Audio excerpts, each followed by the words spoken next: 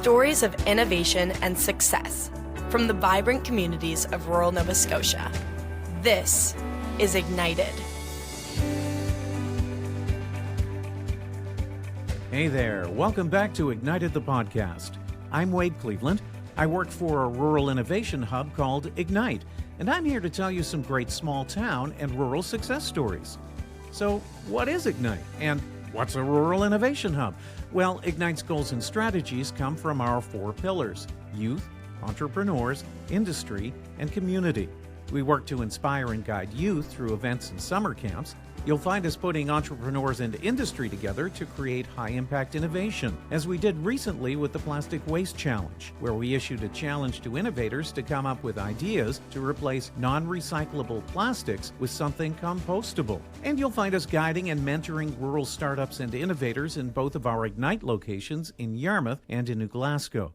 Companies become residents here. They get access to desk space and everything our facility has to offer, from high-end equipment to mentoring. So our guest today is one of those Ignite resident entrepreneurs and someone who spends her time providing others with her own mentorship and guidance. Michelle Hurlburt is the CEO of 3D Life, Inc. Michelle has spent more than 25 years in business and education, and now, as a certified master coach practitioner, helps guide other leaders to become not just better leaders, but better and more rounded, fulfilled people. Thus the name of the company, 3D Life. You could say it's Michelle's passion. Michelle, thank you so much for talking to us today. Thank you so much for having me. It's a pleasure. Well, I've been looking forward to this a lot because I've been listening to some of the podcasts that you have done with others, and they're really, really engaging. So I actually feel a little pressure today. Oh, thank you. Well, please relax. It's fine.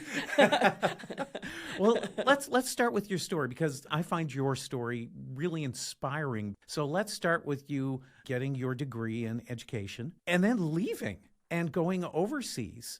Tell us a little bit about that. What was the mindset? To me, that's an adventure, but it's braver than I would have been. Well, I know that at the time, in my 4th year of university, doing my Bachelor of Education degree, I had a group of friends, and we were talking about, we're getting to the end, 4 years goes faster than you think, and we're getting towards the end, and what are you doing? What are you going to be doing? And I had actually already kind of planned what my life, quote unquote, was going to look like, with graduating, moving home, buying a house, getting married. I'd kind of already had that in my mind. Mm-hmm.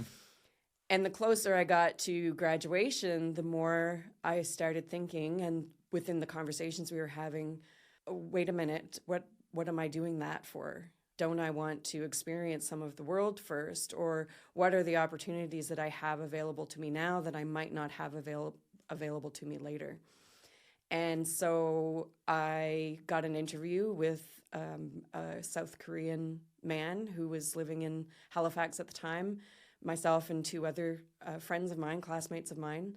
And he was opening a new English academy in South Korea and wanted to recruit teachers from Nova Scotia to go and help him start that up. So I did. I applied, I got the interview, and myself and 2 other of my classmates got the job. And in July of 1996, I'm dating myself here. I really don't mind. I'm 48. It's fine. I don't have any qualms. You have to feel your age, right? And I don't think I feel 48, whatever that's supposed to feel like. But we took the leap. We decided that it was something, I decided for myself that it was something that I needed to do, even if it was just for a year. And you can do anything for a year and decide to move home or keep going. Mm-hmm. Which is what I did. I kept going instead of coming home. What was that like, the big jump from Canada to all of a sudden you're in South Korea and you're teaching English? Yes. But that cannot be an easy thing to do. It must have been, if nothing else, there must have been a lot of culture shock. There was, to an extent. One of the qualities that I've come to discover in myself over my many adventures is that I'm pretty adaptable. And I also have a high level of respect for where I am and who's around me. I knew that being a Canadian in South Korea, for myself personally and my own values, I wanted to be as respectful as I could be while I was there. So I learned some of the language. I loved the food. I would go back in a heartbeat to eat in Korea again.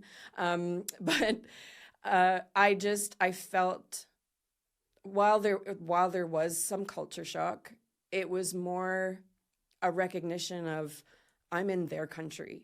And so my respect for them and their cultural ways and was really very high, and I was very aware of and wanted to learn more and wanted to just, again, be respectful of where I was at and not assume that I'm a Canadian and everybody loves Canadians, right? So I can do what I want and be.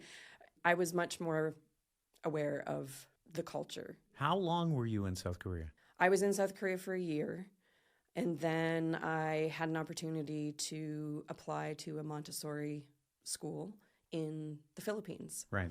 And so I applied. Actually, I traveled to the Philippines on vacation from South Korea, from my job there, and went to the island where the Montessori school was on vacation, visited the school just to say hi. My friend, my workmate, and my friend who was in Korea, one of them who was in Korea with me, had been to the island the week before, and she had applied for the position because there was only one position at this Montessori school. So I went to the school just to say hi. I'm a friend of this friend, and she applied last week, so I just wanted to say hey, and I'll drop my resume off, but I didn't really think that anything was going to come of it. And the owner of the Montessori school and the principal were both there when I visited, and they said, well, can you do an interview? And I said, well, sure, yeah, when? And they said, well, right now. I mean, I'm in flip-flops and a sarong and my bathing suit, and I just thought, okay, sure, if you want to interview me, I can do it. So we had a very impromptu interview, and they said, and throughout the interview, I kept saying, look, my friend was here last week. I really, she's creative and she really wants to be here. I really encourage you to consider her for the position. I'm not too sure that I want to be here for a year. I haven't really decided that yet. They asked me to come back in a couple of days, so I did, and they said, well, would you both come? We'll create 2 positions if you'll both come. And so that was an opportunity I just couldn't pass up, so I did. I didn't, whichever way you look at it. I didn't pass it up, and I went. My friend and I both went to the Philippines on Boracay Island and worked in a Montessori school. And again, what an amazing adventure that had to be. Yeah, it was. Boracay I consider my second home. Tell us about it a little bit. Well, it is about a 7-kilometer long island in the Philippines, about an hour's flight south of Manila, with a 4-kilometer long white sand beach. It's gorgeous. It was gorgeous. I mean, we were there this was 1997, so we were there for kind of before everything started to get really super developed. It has changed since I've lived there, but there's been a lot of development, a lot of big businesses moving in. But when I was there, it was pretty untouched compared to what it is now.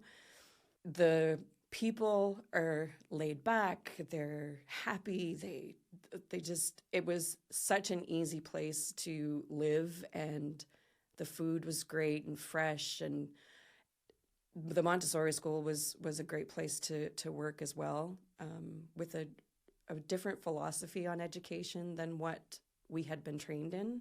What do you mean? Well, with what we learned in our education program at the Nova Scotia Teachers College was very whole language, very teacher directed. Teacher's the focus. Teacher is the one who makes all of the activities and kind of leads the lessons, where the students are a bit more what's the word I'm looking for?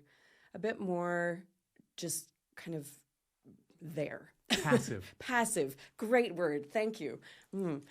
And so with the Montessori school, what I loved about the Montessori school philosophy was that it was very student directed.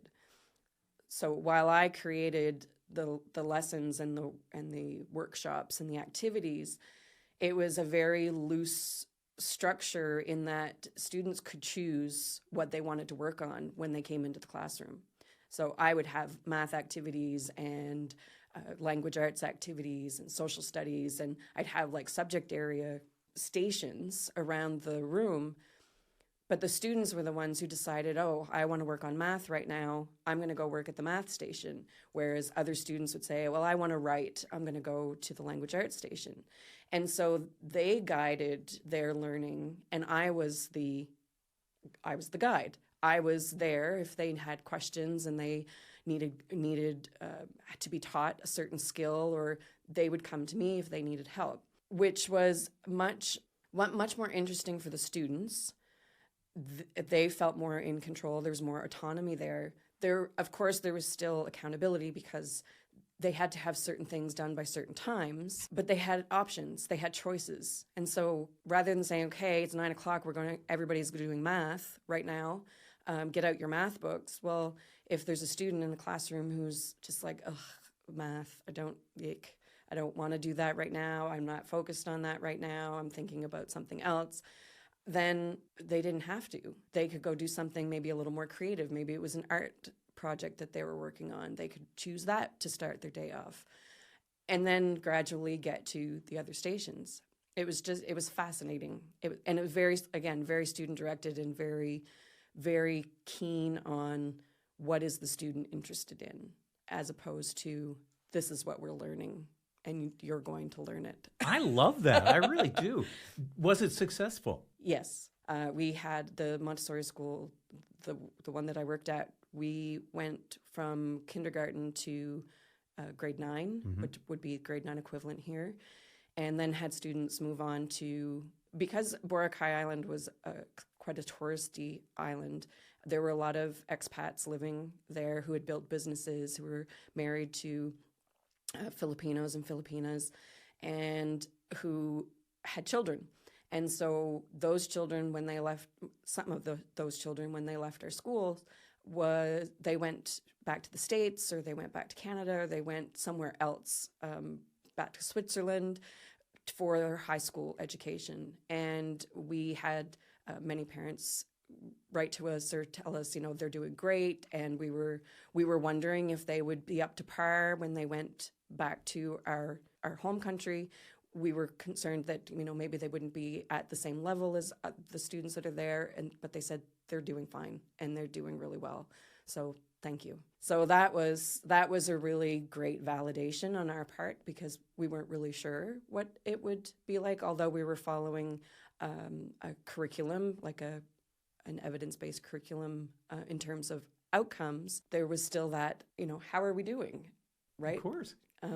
So yeah, it was really great to have somebody, like, people come back and say, our kids are thriving and they're doing really well in school in other countries. Well, to me, that in and of itself is an innovation. Yes, absolutely. Montessori's been around for a very long time, and there are schools all over the world that follow the Montessori philosophy. So how long were you in the Philippines? In the Philippines, I was there for 6.5 years. Yeah. And 4 of those years I worked at the Montessori school. I was a classroom teacher for 2 years, and then I became a teaching principal of the school. During your time in the Philippines, you also started a business, did you not? Yes. So the Montessori school ended up closing because the International School of Manila was going to be moving into the island. And the owner of our school thought, if they move in, they have a bigger budget. Parents are going to pull their kids out of here. So, let's work with them as opposed to against them. And so the International School of Manila opened on our property, and the Montessori school closed. Of course, I thought, all right, now what? I was offered the opportunity to work at the new school, but I thought, I don't know if I can do that. The Montessori philosophy is pretty ingrained in me. I don't know that I can go back to kind of that traditional model right now. Mm-hmm. So I decided to become a scuba diving instructor. Well, sure. Why not, right? Makes sense to me. The person I was seeing at the time was a dive master at a dive shop on the island, and so he was working there, and I had worked with him and helped him study for his dive master course, and so I thought, why not? Well, just become a dive instructor. I worked at that for about a year, but I did end up going back to Korea and worked for 7 months on a contract teaching English. I wanted to earn some extra money because my partner and I were looking to build a business after I came back. We were getting married, and I wanted something to build and to grow that was a little more sustainable. So we opened a Japanese and seafood restaurant. Okay. Now, where is this? This is still in the Philippines? This is still on Boracay Island. Yeah. So I stayed on the island, became the PADI scuba diving instructor, went back to Korea and earned some extra money because the money was great in Korea. I definitely took a pay cut when I moved to the Philippines, but the lifestyle was amazing. Mm-hmm. Definitely a good balance there. So after we got married, we opened a Japanese and seafood restaurant and learned from cookbooks. And we had friends on the island who were Japanese and were working at dive shops as well, and they were helping us kind of guide the flavors and the tastes. If we didn't get the rice quite right, they'd say, "Here, try this." So we had a lot of support for learning how to do it. We loved food, both of us, and we both were very good cooks, and so we winged it for the first little while, but grew it into a business. We had business partners, and we grew it into nationally recognized into magazines in the Philippines. We had people coming from all over the place. We had regular customers. It was great. It was delicious. We had great customer service, and we had people that would come and sit for hours and just keep ordering, which was wonderful. So yeah, it was really a lot of fun. Unfortunately, the business partnership didn't work out, and we ended up selling our shares to them, and I moved home to Canada. Okay. I want to unpack a little bit of that. Look, there's a lot to unpack here, Wade. My goodness. You know what? Let's start with the entrepreneurial part of this, because Sure. you started a Japanese restaurant in the Philippines, not knowing much about Japanese food, obviously, from the story you're telling. Right. That sounds like, okay, I'm looking at pain points. Where is there a need? Well, there's no Japanese food, so let's figure this one out. Is that kind of the approach you took? More or less. Because we both loved to cook, we both loved food. We threw dinner parties for our friends often. I felt like a restaurant was something that we could do and do well. And while it took a little convincing for me to convince my partner, we both went into it, again, looked at business partnership and thought, well, what is the need? So the need was, we both loved Japanese food. We both loved sushi, sashimi. We had fresh seafood. And there were places in Manila that we could order from in terms of supplies for making Japanese food. So we thought, well, if nobody else is here making Japanese food, why not try it and see what happens? There is a certain kind of bravery in what you do. I think that entrepreneurs by nature, you can second guess yourself all you want, but there's a fearlessness. Really, bravery doesn't mean you're fearless. It means you're going to do it even if you are having those fears. And so I think entrepreneurs have that. And it seems like right from the start you had that as well. Yes. And I believe that sometimes, like you said, being fearful doesn't mean that you can't do it. Mm-hmm. In fact, it probably means that you care about it and you want it to work. And so you're going to try your best to make it work. So using the fear as opposed to letting it stop you, using it to drive you a little bit, There's a difference between excitement and nervousness, or excitement and fear, but they kind of come from the same realm. There's a little bit of the same physiological body feelings that come with excitement and fear, excitement and nervousness. And with this, it was, look, we're going to fly by the seat of our pants here, but it's something that we believe we can do. Mm-hmm. We're going to make mistakes. We're going to mess up. We're going to have people go, like, maybe not be happy with us, but that's going to help us learn how to do it better. So if you going into it with that mindset, and sometimes the fact that you don't know what you don't know, that kind of ignorance is bliss. That's a good thing too when starting something new. You don't have to have all of the answers to start, because if you wait to have all of the answers, you're never going to start. You get stuck and you stop and you just don't do it. So away you go. So do it. What other entrepreneurial lessons did you get from running a business in the Philippines that was a Japanese restaurant? There have to be bunches of them. Well, I think location was interesting because we lived on an island that the mainland you had to get to by boat. We had to have our supplies shipped in from Manila. So if we wanted salmon, if we wanted tuna, like sushi grade tuna and salmon, we needed to order from Manila. So organizing that and getting it from the city to the island and picking it up on time and making sure that you're storing it properly, like those pieces were a big learning curve, that procurement piece of supplies. Also, how you treat people, how you manage the people who are working for you and with you, in terms of the other people we had in the kitchen with us, the waiters and waitresses, the customers who come in, what they're looking for. And I believe probably one of the biggest lessons was know who you're getting into business with. We loved our business partners. They were great.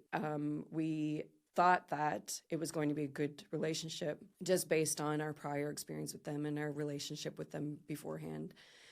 However, it was, I think, and when I look back and reflect on it now, it was something that could have been avoided had some of that we don't know what we don't know had been fleshed out a little bit more. If there'd been a little more vision involved in setting it up. Like I said, we kind of flew by the seat of our pants when we said, let's build it, let's get the supplies, let's make it, let's do it. As opposed to, okay, so what is the partnership agreement? What happens if? So kind of looking at taking the possibilities of what could happen, kind of the positive consequences, but also the negative consequences of getting into business with somebody else. It's a very different experience when you're partnering with other people, and as opposed to doing it yourself. So in hindsight, if I could go back and redo it, I would be much clearer on, okay, what does this business mean? What is it about? Where do we want it to go? And what is each of our roles in that? Because there were 4 of us. Mm-hmm. What are each of our roles in that? And what are we each responsible for? What happens if we have an argument? What happens if we don't see eye to eye on the direction that the restaurant's going in? What happens if, in this case, you don't want to work in the business anymore and you go start your own business somewhere else? We hadn't talked about any of that and what that would look like. So that's kind of where it fell apart, was we didn't have prior understandings before getting into business with one another. We were thinking, let's get the money, let's build it, let's make it, let's do it, yay. And that was probably the biggest mistake. Even though we were successful and people loved it, it still wasn't sustainable because we didn't have the plan. Right. That's a valuable lesson. It was huge. It was huge. And I was heartbroken when we sold our shares to them. I felt it was my baby. It was something that I had wanted to start and build, but knew I needed people to invest in it and to make it work. It just came down to the fact that I thought, well, I could continue working here. I could continue doing this, but am I happy doing it? do I feel resentful in being here when I'm supposed to feel joy and I'm supposed to feel like I'm doing something important and valuable? And I wasn't feeling that way. So I said, all right, it's time to make a decision. We had offered to buy the shares from them and just have it be our restaurant, and they refused. They said, we'll never sell it to you. I said, all right then, decision made. And again, that in and of itself is a very brave decision to make. Yeah. Scary. It was heartbreaking. Look, there is grief in loss of a business. Oh, yeah. There really is. And it lasts. It's something that you need to work through, because letting go of something that you worked so hard to make successful and saw how happy you made people when they came in, that was joy. That was fantastic. Yes, we made money, but it was really just that sense of purpose and serving that really drove me in the business. And when that kind of went away, when resentment kind of moved in and I wasn't able to manage that, yeah, it was heartbreaking. It was like something died, really. All right. So you've sold the business. Yes. You're heading back to Canada. Yes. Are you ending up here? I am moving back home. I'm from Port Maitland originally, and so I moved back to my hometown, and came back on my own. My husband, we're not married anymore, but my former husband was still in the Philippines, and I moved home, and thought, okay, what am I going to do? My sister had gotten married the summer before I moved home, and so we had both come for that. And we're home for about 6 weeks. And I thought, this is the first time I don't feel like going back. And so there's a sign there. It's time to move home. I'd been gone for 8 years at that point. So, from going 1 year, anybody can do something for 1 year, to 8 years. So moving back home, I thought, okay, what am I going to do? There was a building in our village that my mother owned, and she wasn't doing anything with. And so I said, can I start a cafe? And she said, sure. So we renovated it and built a little apartment upstairs and a cafe in the bottom of it. And I started a cafe, me, myself, and I. Just a small sandwich, coffee, couple of specials cafe where people from the village and, tourists could come in, and we were only minutes from the beach. So I could see the beach from the ocean from the building. So I became a cafe solopreneur. I did dishes, I cooked, I cleaned, I bussed, I did the books, I did it all for a year. Okay, for a year. For a year. You can do anything for a year. You can do anything for a year. So again, it's all about that entrepreneurial spirit, though. That's where you led towards immediately. Yes. How did that feel in terms of the difference between doing one and doing the other? How hard was it to reestablish yourself as an entrepreneur? Is it hard to do here, even with the experience that you had in the Philippines? In this case, it was a little easier, I believe. There were more regulations. There was more paperwork and things to do here. There was still paperwork and regulations in the Philippines, but I didn't have to deal with that as much because it was, Filipino owned. And so they were the ones who dealt with and did all the paperwork. Here, I kind of had to do all of that on my own. I had to go for the food handling course. I had to get, the business registered. Like I did all of that. But it comes back to location and is this something that is needed in this area? And it was. It was a great spot, particularly in the summertime for people going to the beach.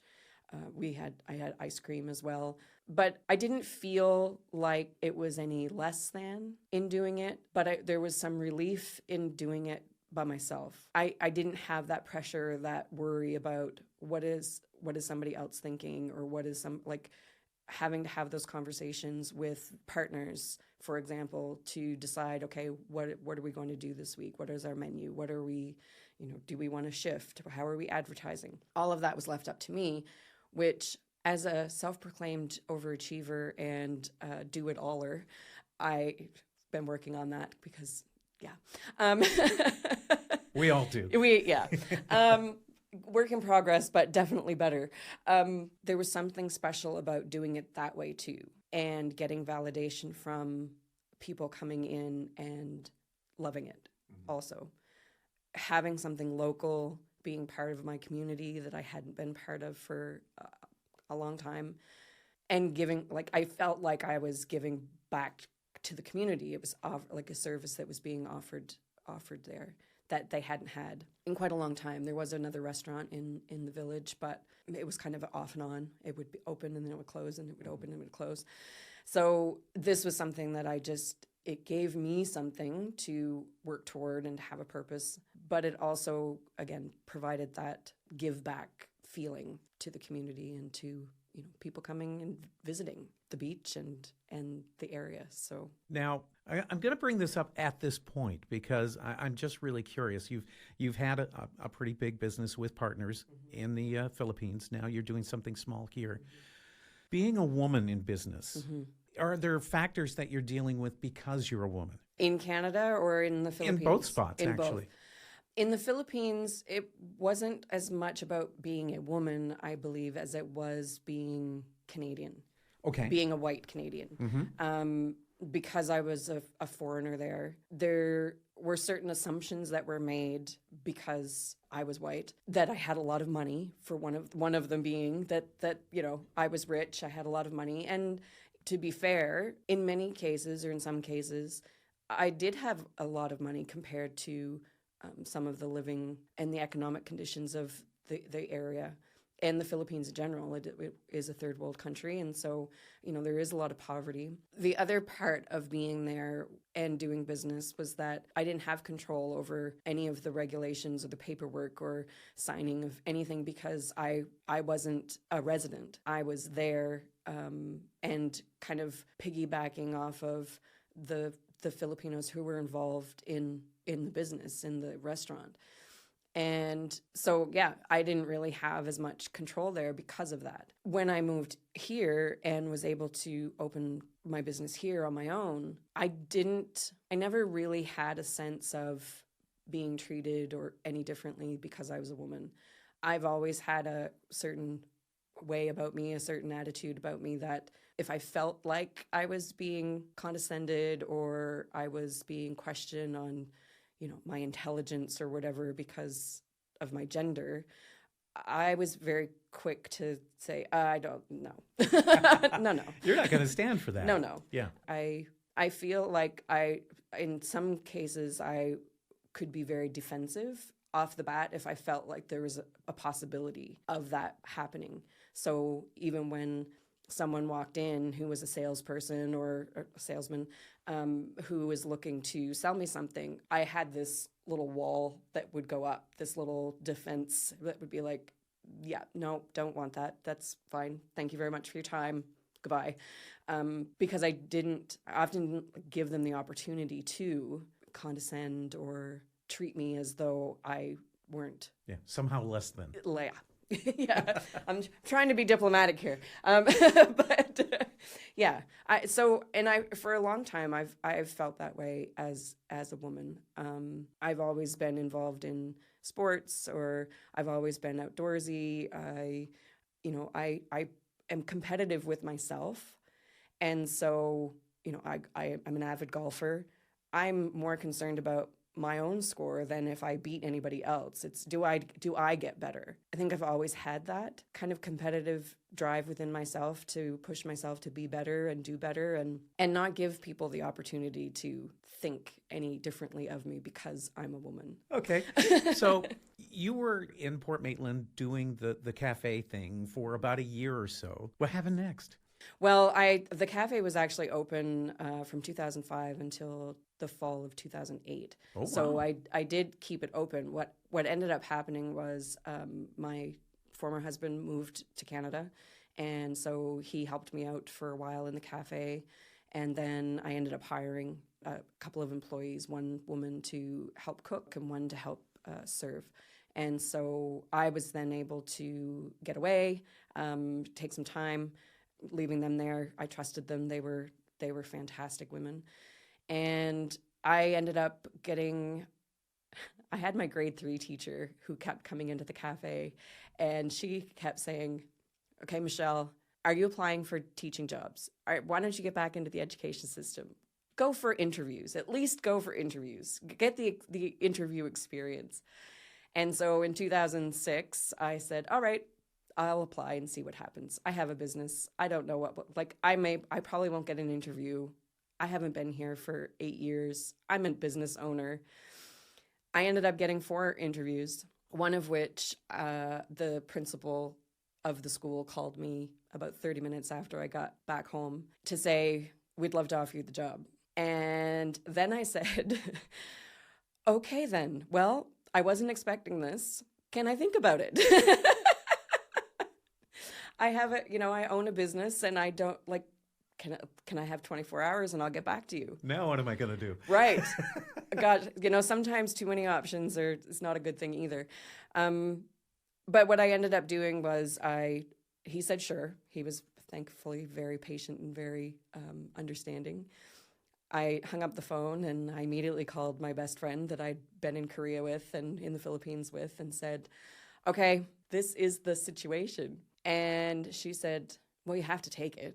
You're going to kick yourself if you don't. So then I started thinking, okay, how can I do this? How can I run the business and go work full-time in a school? I called him back. I wasn't even 24 hours. I worked it out. I said, okay, I'm in. I'll make it work one way or another. So I hadn't actually determined everything of how I was going to make it work or what that was going to look like for me in terms of running the business and being a full-time teacher, because we know that education is a very, very busy place. But I called him back probably an hour later and I said, okay, I'm in. And then I started thinking, all right, how can this work? I talked with my employees and asked them, do you want more hours? This is what's going on. I'd really like to keep it open as opposed to closing it. And they were on board. So I had 2 full-time employees, and more or less, I worked on weekends, but 2 full-time employees who helped me run and manage the business for a year, 2 years actually. And I worked the summer. That first year being a full-time teacher in a new school, in a new subject area, I was teaching French immersion, so getting my French back up to par but it was good. And it was busy. It was really busy. There wasn't a lot of extra time for me, which was fine at that time because you can do anything for a year. Mm-hmm. So I did, and that was a great learning experience. I look back on it now and I think, how in the world did I possibly do that? Like, what was I thinking? But again, when you're in a situation, you make it work. You do what you need to do in order for it to move forward. And that's what I did. After that first year, we decided that we would be open seasonally as opposed to all year round. So I closed for the winter. I stayed open in the fall, I think until October, November, when it got a bit slower, and then closed for the winter and then opened again in the spring. I did that for a couple of years, and then in this fall of 2008, I decided something's got to give here. I'm one human being. My employees are fantastic, and they're doing a great job. But to have my focus pulled in so many directions was hard. It was hard. And it was taking its toll. Were you enjoying your time? You must have been enjoying your time in the education system. Yes. What were you doing at that time? I had grade 9, French immersion, social studies. I then went in to do family studies, foods and nutrition, back into food and helping students learn how to cook and do dishes and fill a dishwasher, which was great. Budget for themselves in terms of, meal planning. And so that was a lot of fun. I then worked as a resource teacher, so an academic resource teacher. And then finally, within that school, I became a behavior intervention resource teacher.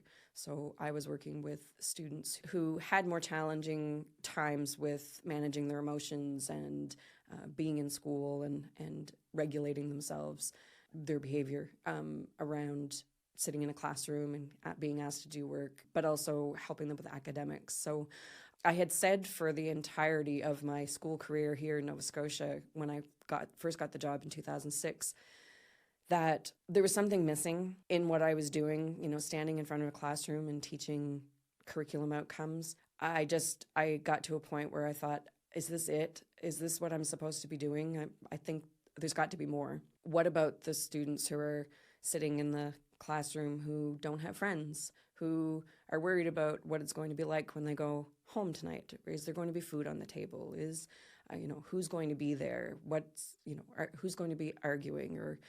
And just kind of navigating being a teenager. I said, we're missing the boat here on helping them be human beings. I'm not feeling fulfilled just teaching them how to get good grades. That didn't mean a whole lot to me as an educator. I wanted them to be good human beings. I wanted them to be successful, of course. And I taught them to the best of my ability to have better grades, good grades. But I knew that wasn't the be-all, end-all, that ultimately life outcomes, yes, they're going to be partially determined by their education that they get, but at the same time, who they are and how they show up as human beings, if they're able to problem solve, if they're able to make good decisions, if they have good relationships with people, or they're happy and they're doing something that they enjoy, those are more important ultimately than if they got an A on an essay in grade 9 that they wrote for me. And so I really started down that whole, I started sounding like a broken record. What about their human skills? What about their, who they are? How are we supporting their feelings? And I didn't have the language for it at that time. But really what I've been focused on for a long, long time is social emotional learning skills and emotional intelligence, of self-awareness, self-management, social awareness, relationship management, and decision-making. And those were all skills that, as a behavior intervention resource teacher, I was working toward and helping them, be more aware of their emotions and how do you manage those emotions? What does that feel like? Setting goals, what do you want from life? What are you interested in? And, helping them off, obviously, too, with their schoolwork. But how can we help you manage yourself so that you can have more meaningful relationships and connections with the others around you? And that led to me applying for a job at the Regional Center for Education for a social emotional learning coach position. And thankfully, gratefully, I got that position and moved into working with teachers and students and schools around implementing a social emotional learning program that would help students develop those specific skills. Were you coming up with that program yourself? No, this is a program that was developed and designed by psychologists in the United States. Okay. The one that we used in our school district, at least. There are several out there, but this was one of the best, one of the top programs, evidence-based, researched for years and years. And so we started doing training and professional development around how do you implement this in your classroom. And it was right up my alley because I got to focus on what I was driven by and passionate about, at the same time knowing that when you're available to learn, when your brain is on and ready because you can manage those strong emotions, or you feel like you belong, or you're part of the classroom that you're in, that you're understood by others, or that you can understand others, then the only thing that's going to happen is your grades are going to go up, you're going to learn more, you're going to do better in school. Too often it's just looked at as this student doesn't know how to, or doesn't have the skills, or isn't at that level. But oftentimes it has to do with what are they experiencing in life? What are they going through? What have they already been through? And are they able to manage themselves well enough to be able to focus on you, the teacher, or whomever they're in front of, and learn what you're asking them to learn? And that's a huge part of being successful in school is, am I able to, not that I'm not smart enough, but am I able to focus? Am I able to let some of these things go, or manage those big emotions that I have because I'm hungry, or because I'm worried about what happened last night, or if they've experienced other forms of trauma, that plays a huge role in how they show up in classrooms and if and how they're able to learn. How long did you do this? I did that role for 5 years. And so March 2021, I chose to resign from the position so that I could go full-time in my coaching business. So at what point did 3D Life enter into this? You're teaching kids a lot of what I'm hearing you say to adults as well. So there definitely is a line from where you were to what you are now. At what point did 3D Life kind of enter into this, or your idea that you were going to do that part of it? Right. So I knew that I had wanted to be a coach, a life coach or leadership coach for a number of years. But I wasn't really sure when the timing was going to be right or how to go about doing it, what was the best path for me to do that. While I was in the social emotional learning coach position, I had the opportunity to become a member or a student at St. FX University because they were offering a Master's of Education in Leadership and Mental Health Education. So I did that degree with the intention that this was going to support the work that I was doing in social emotional learning, but also it met a personal growth need and a professional growth need for myself as well. When I finished that degree, which was amazing, I thought, okay, I think now I'm ready to look into being certified as a coach, like an external, not within the education system coach. And I became certified with the Certified Coaches Federation. I did 3 levels of coaching, learning with them, growth with them to become a certified master coach practitioner. And I thought at some point, this is going to be my full time because as I was working in schools and with adults and children, I realized more and more, I kind of changed my broken record. My broken record while I was in schools working as classroom teacher was, what about the human in them? What about the skills that they need, the relationships and whatnot that they need to learn as well, not just the academics. And I shifted my broken record because I was doing that work to what about the adults? And what about, what I came to realize as I did the work within the school system as a social emotional learning coach, that adults don't have it all together, no matter what age they are. And I think to have that expectation that just because you're a certain age means that you have all of the skills and you know all of the answers and, life is fine and peachy, that adults don't have experiences that bother them or that they bring to work or that impacts how they perform, I think is ludicrous.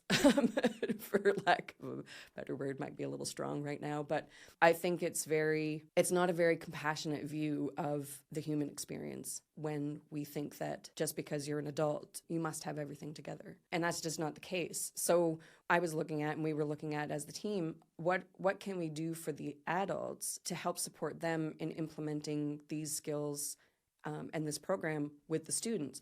Because in some cases, we were asking people who were very uncomfortable to talk about their own emotions or to, talk about grief, talk about sadness, talk about nervousness, for example, with the students to help them learn what those things were and manage their own emotions and be okay with doing those things because they weren't comfortable. We're all programmed and conditioned as we are raised and grow up and have different life experiences to comport ourselves in a certain way, to show up in a certain way, and that can change depending on who you're with. If you feel safe, you're probably going to be a whole lot more of who you are, as opposed to if you feel uncomfortable or intimidated or unsure of the people around you or what you're being asked to do.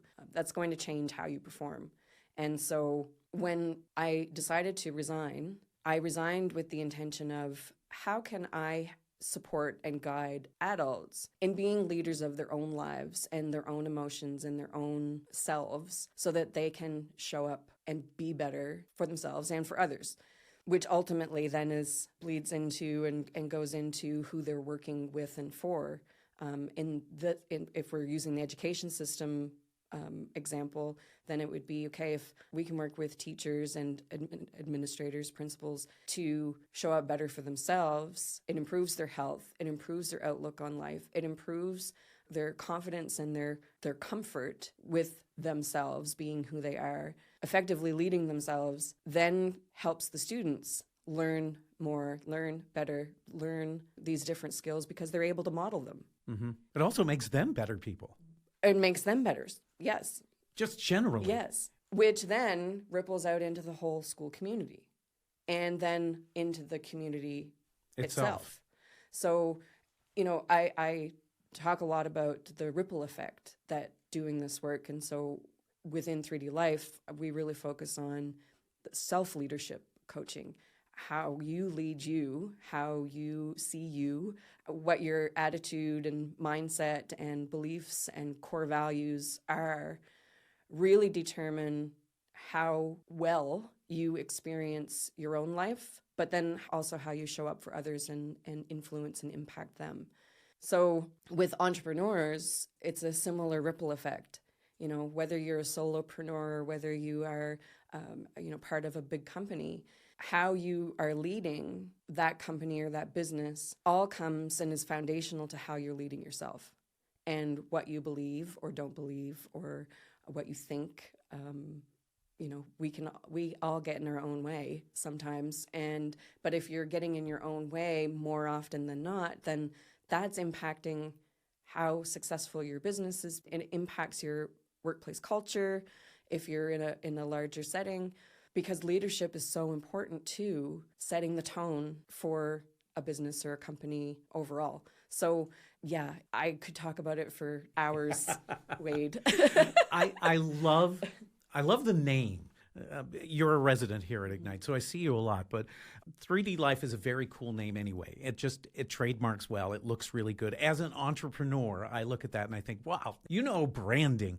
But it's so much more than that, because what you are doing literally is you're creating other dimensions. You're trying to make people be more complete. You're trying to build somebody from within so that they can do something from without. Right. That's a big job. It's huge. The challenge to it is that the person has to be ready and they have to be willing to look at themselves and to look inward and to decide if is doing the work for me, on me, worth the success that I want in my life and in my work or in my business. And it's a scary thing. It's not an easy thing to do, to say, okay, I'm going to open myself up a little bit and see what I really do believe and what I really do think and why I think that way, or why this situation makes me run every time. And the difference between coaching and therapy, just to be clear, because I'm not a therapist, I do not delve into, where all of your life experiences and why they happened and how they've impacted you. Coaching is really about where are you at right now. Yes, let's identify some of those things that may be getting in your way, but we don't dig into those. That's a job of a therapist. And to be perfectly frank, if I feel that maybe you could benefit from working with a therapist or talking to somebody professionally qualified within that line of work, I'll tell you. I'll say, look, I don't know if you've considered this or not, but I think this is something deeper that maybe if you're willing and able to dig into it with somebody else who's more qualified or qualified in that area. As a coach, what I do is, where are you at right now and where do you want to go? And really it stems from that big vision, that big picture vision of what you want in your life, what you dream of, and really getting very clear on that. Because once you're really clear on that, it's much, much easier to decide, how do we tackle that? How do we start? What actions do we need to take in order to get there? And once you start breaking it down and chunking it and making it doable, then that big picture becomes more realistic and more inspiring and more uplifting than looking at it all and saying, oh my gosh, that's overwhelming, it's huge, how am I ever going to do that? That's what a coach helps you do, is break it down and put it into doable action steps. With what I do, because it's so focused on self-leadership through 3D Life Inc., it's very individual. I have a framework, I have a kind of a semi-structure program that I offer called It Starts With You. But it's very specific to the individual's experience as well. And so we're not going to go into doing the work together and me saying, okay, you're going to do this, and your life is going to be transformed. I have this here that we're going to work on, and we're going to see what that looks like for you, what that sounds like for you, and then we're going to go from there. Sometimes the 3-step process of if you do this and then you do this and then you do that, you're successful, doesn't address the individual themselves. It addresses action. It addresses, this is how you do it. But again, we can get in our own way, and we get in our own way not because we don't know how to do something, because there's lots of information out there. There's tons of information out there. You can learn to do anything, pretty much. Going to YouTube, right? Like the steps are out there. All of the information and knowledge you need are out there. But when it comes right down to it, whether you put those steps into action is dependent on who you are and how you feel about yourself, and whether you believe or not that you can do it. And we often so get caught up in being on autopilot and just going through the motions of our day. You get up, you do the same routine, you go to work, you do the same routine there, you come home, you do the same routine, you go to sleep, you get up, you do the same thing. And too often we miss out on living. The joy of it. The joy, the life. And so I look at self-leadership from a business perspective, and being able to lead yourself effectively to help impact the people that you're serving and that you're working with and that you're responsible for, and the client success and results that you want in your business or in your organization. But I also look at self-leadership as a form of being well. Self-care is a huge buzzword. I kind of cringe a little bit when I hear self-care now, because it's been so taken out of context of what it's supposed to be. It's not a bubble bath. Fine, that's a treat.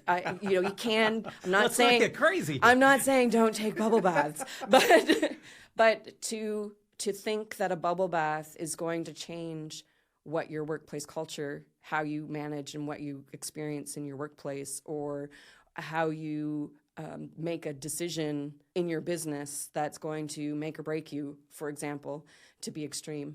A bubble bath isn't going to do it. And it really comes back to definitely the 4 areas of self-care that I promote within 3D Life, eating well, movement, connections with others, and sleep. That's what I consider to be self-care. If you're looking after that, but I can get all the sleep I want. I can eat all of the healthy food I want. I can exercise and be as fit as I want to be. I can, have my connections on the weekend with people, but it still doesn't change what I might be experiencing at work or in my business or how I move forward. So for me, from a 3D Life perspective, I look at being able to lead yourself effectively in life and at work or in business or in your organization as well-being. You're promoting your own well-being when you start to learn more about yourself and experience that the human within you, that you're not just a robot getting up and going through the same motions because you think everybody expects you to. We look at identifying core values and beliefs, and a big part of it is starting out with that vision and, what do you want for your life? Not just work, not just business, but overall. Your well-being, your professional life, finances, emotional, spiritual, and your physical. Plus, what do you want for your business and your workplace or your organization? And when you start doing these things over here in terms of self-leadership, then we can start talking more about, okay, how do you be a visionary leader? Are you transformative? Are you delegating? Are you bringing people along with you when you're working together with them? And how are you human as a leader? We have 2 models of leadership, 3D Life Inc., and the first is in the 3D Life individual leadership model, which kind of looks at those life areas of personal, professional, financial, emotional, spiritual, and physical. And then the second model that we lean on and we work with is the 3D Life collective leadership model, and that's the visionary, transformative, delegative, participative, and human leadership styles in that 3D Life version of you. Okay. You, in the fall of 2022, which is coming up, you're going to be doing a cohort right here at Ignite. Yes. I'm looking at doing a 10-week workshop style in-person, online, virtual if people want to join virtually. We have the technology here at Ignite to do that, which is great. But we're bringing people together on Wednesday mornings for a couple of hours. I think 10 to 12, I believe, is the time we're looking at. That's tentative. That could change, but just a couple of hours a week, and really digging into that self-leadership piece, being in business as a business owner. Where can we look at in your vision? Because people, most entrepreneurs have a business plan, and that business plan is great because it plans out kind of the vision and the strategies and the actions for the business, right? But most people don't include or put side by side their vision for themselves. What do they look like within that plan and within that business? What's their role? What do they want it to be? How do they want to grow within it? And what are some things that they come up against as human beings in the business that get in the way of doing business or being more successful in their business? We all have thoughts of uncertainty, and we question ourselves. We have some self-doubt. That's just being human. But do you allow those doubts to stop you or push you? How do you challenge some of those thoughts and flip the script, reframe them so that they work for you and not against you? So we're going to be doing some of that, but specifically related to their business and their experiences in business and how their mindset can shift if required. But, maybe there are other things that they're coming up against that as a human being in the business that they need some support with and some guidance. Okay. So if somebody wants to sign up for this, how do they do it? We're ready. We're open for enrollment. I'm going to advertise on social media. I know that Ignite is going to be part of promoting it as well on the Ignite sites too. So there will be a registration page, and I'm certainly able to ask questions and find out more about it by contacting me directly if they so desire. Excellent. Yeah. We've talked a lot, and I feel we've barely scratched the surface. And I'd really love to have a chance to talk to you again. I would love that. That would be great. Michelle, thank you so much for taking the time. I really appreciate it. It was a pleasure. Thank you. To find out more about 3D Life Inc. and the upcoming cohort, visit the website 3dlifeinc.com. You can also follow 3D Life Inc. and Michelle Hurlburt herself on LinkedIn. And to find out more about rural innovation and what Ignite does, check out igniteatlantic.com and follow us on Facebook, Instagram, Twitter, and LinkedIn. Thanks for listening to Ignited the Podcast. If you enjoyed this episode, we'd love it if you subscribed, shared us with a friend, and gave us a good review. And we'd love to hear from you. Our website again is igniteatlantic.com, and my email is Wade, W-A-D-E, @igniteatlantic.com. Thanks again for listening. We'll talk again soon.